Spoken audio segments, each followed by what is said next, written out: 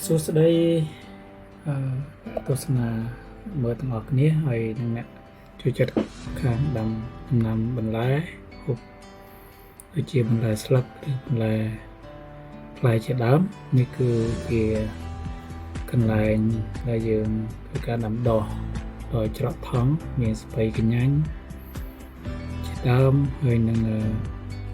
ខាត់ណាដើមហើយនឹងស្លាត់ស្ពៃនេះគឺយើងដាំបានរយៈពេលប្រហែលជា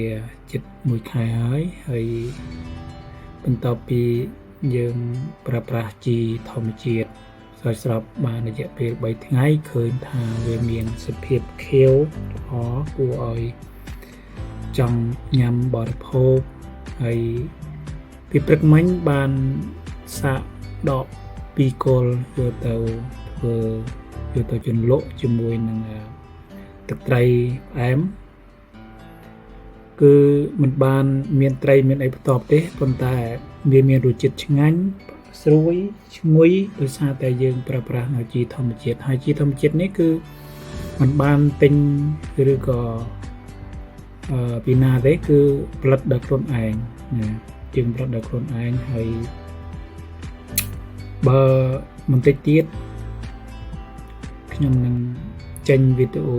តាក់ទងនឹងការផលិតជីការប្រើប្រាស់ជីជាដើមផ្សេងៗណានឹងការប្រើប្រាស់ជីនិងការផលិតជីហើយនេះគឺជាសាឡាត់សាឡាត់ដែលយើងសាឡាត់ដែលអាយុកាលវាវែងជាងស្ពៃក្រញាញ់អញ្ចឹងវាទៅតែប៉ុណ្ណេះហើយទេរយៈពេលប្រហែលជាមួយសប្តាហ៍ជាងឯទៀតអាចនឹងយើងបេះយើងប្រមូលផលបានហើយនេះគឺខាត់ណាដើម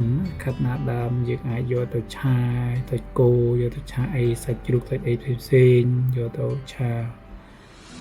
ឬក៏ធ្វើបន្លែស្លអីយ៉ាងណាគឺតាមជាស្រ័យតាមការចូលចិត្តរបស់យើងហើយ